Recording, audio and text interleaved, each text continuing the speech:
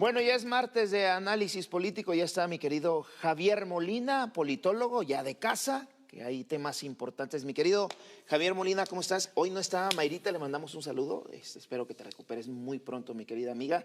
Te saludo con gusto, mi querido Javier. Edgar, muchas gracias. Un saludo a todo el público de Veracruz que nos ve, nos escucha y nos sigue en redes sociales, televisión y radio. Mayra, recupérate, por favor. Esperemos que te podamos ver aquí el próximo martes. Porque se va a extrañar su pregunta. Bueno, Javier, ya acabamos de escuchar a la presidenta Claudia Sheinbaum Pardo, obviamente, ante esta llamada que sostuvo el día de ayer con el presidente de Estados Unidos, Donald Trump, donde se descartó esta invasión o intervencionismo de Estados Unidos a nuestro país. Conocemos a Donald Trump. Sabemos que en cualquier momento puede decir siempre sí. Bueno, lo conocemos. Pero bueno, hay una posibilidad de esta invasión de Estados Unidos. Ya se descartó por el momento, pero como te lo digo. Otra pregunta importante, ¿hay posibilidad de que México se convierta en un régimen político como el chavista en Venezuela? Si recordamos, Edgar, en el año 2006, la estrategia que implementaron los partidos políticos opositores a Andrés Manuel López Obrador fue decir que López Obrador era un peligro para México, y hacían también alusiones en comerciales en donde decían que si ganaba López Obrador, México se iba a convertir en un régimen bolivariano, se iba a convertir en un régimen chavista y que se iban a implementar medidas similares como lo que ocurrió en Venezuela. Y en ese contexto estamos bien conscientes que esa guerra sucia tuvo sus repercusiones electorales, lo que le permitió, por ejemplo, argumentar que en el año 2006 López Obrador perdió apoyo por ese tipo de campañas sucias que se hicieron. Bueno, los hechos demostraron que en el año 2024, cuando López Obrador concluyó sus 6 años de presidencia, nos dimos cuenta que no pasó nada de lo que ocurrió en Venezuela.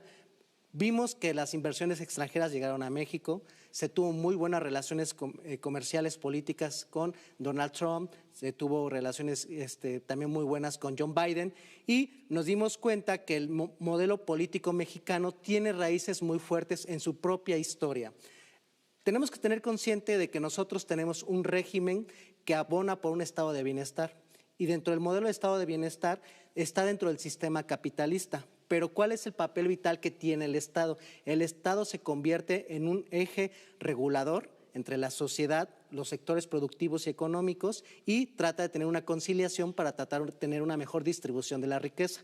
Existe el comercio internacional, no se le prohíbe a las empresas que puedan llegar a México a invertir, pero el Estado tiene como pilar entender que debe de haber seguridad pública, educación gratuita, servicios médicos para toda la población, y que se le debe de dar también mucha importancia a los recursos estratégicos que benefician a la nación, por ejemplo, el petróleo, la electricidad, soberanía también sobre recursos tan importantes como el agua. Entonces, el modelo de gobierno de López Obrador, y que ahora sigue la presidenta Claudia Sheinbaum, se basa en los principios de la Revolución Mexicana, que fue la primera revolución del siglo XX y que sin duda marcó una parte muy importante para que a lo largo del siglo XX el gobierno por revolucionario tuviera muchas políticas en beneficio de la población: seguridad social, Infonavit, servicios educativos gratuitos, tener la oportunidad de que grandes empresas nacionales dieran empleo a miles de mexicanos. Entonces,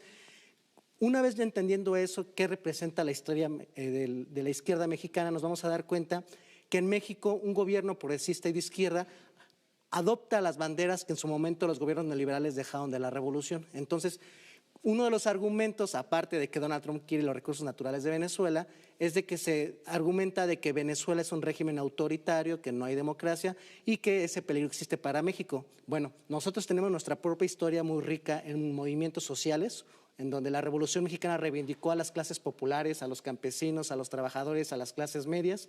Y yo les diría una premisa: México va a ser como Venezuela en términos de una república bolivariana un día después de que lo sea Estados Unidos. ¿Por qué?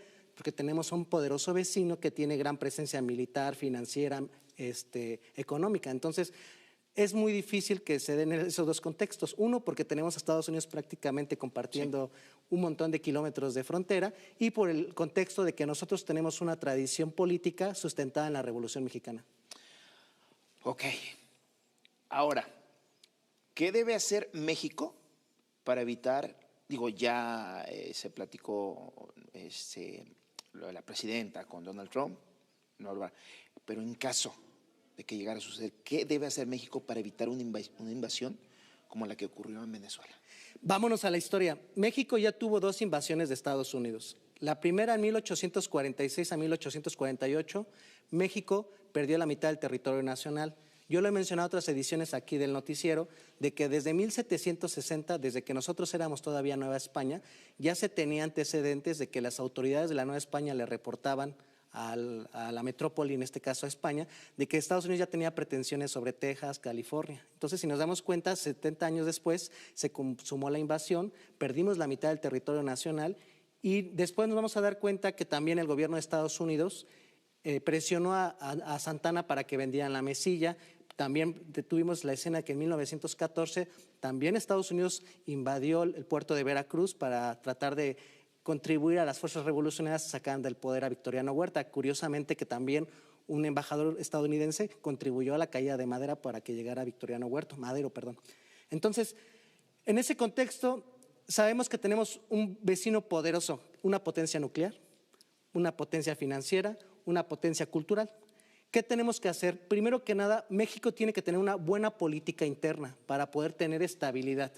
¿Y qué es lo que ha hecho López Obrador y la presidenta Claudia Sheinbaum? Y que debe ser un proceso que debe trascender incluso al sexenio de Claudia Sheinbaum allá en el 2030. Uno, combatir la inseguridad y el narcotráfico, porque esa es la bandera de intervención de Estados Unidos, el narcoterrorismo. Entonces, aquí las autoridades mexicanas deben de asegurar que se debe tener control territorial y que los grupos del crimen organizado no se conviertan en el pretexto para una invasión.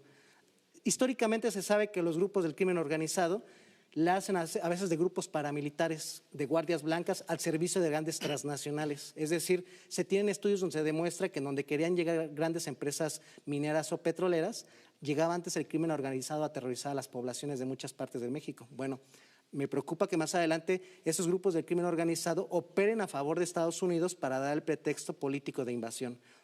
Otro punto importante, creo que va a ser de vital importancia, es que se continúe con las políticas de generación de empleo y disminución de la pobreza para evitar que se vayan más mexicanos a Estados Unidos y dar el argumento de una invasión por parte de mexicanos al territorio estadounidense.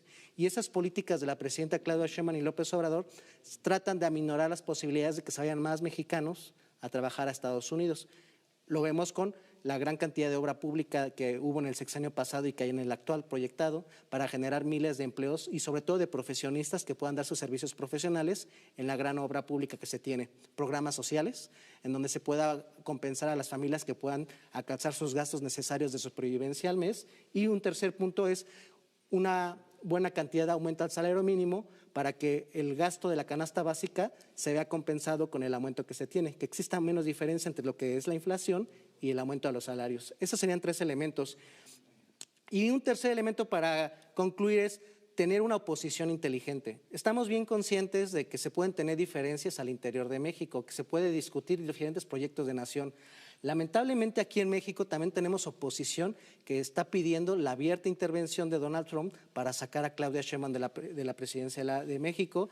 Y eso me recuerda de que, por ejemplo, en 1846 al 48, mientras teníamos la invasión de Estados Unidos en territorio mexicano, los grupos internos políticos estaban peleados entre sí. Incluso hubo un golpe de Estado en donde Santana ya se había ido al norte del país con un ejército para combatir la invasión y tuvo que regresarse a México para evitar que se diera un golpe de Estado. Entonces, en pleno conflicto de la intervención de Estados Unidos, los centralistas y federalistas estaban disputando el control político a través de la utilización del ejército y eso creo que debemos tenerlo como ejemplo nosotros de que a pesar de que tengamos diferencias partidistas, debemos tener en común la historia en donde debemos de entender que las decisiones de cómo nos organizamos políticamente netamente nos corresponden a los mexicanos. Claro. Y creo que un elemento también muy importante que deberíamos destacar es que, por ejemplo, antes de la intervención francesa, en 1864, muchos conservadores que habían combatido al proyecto liberal que encabezaba Juárez,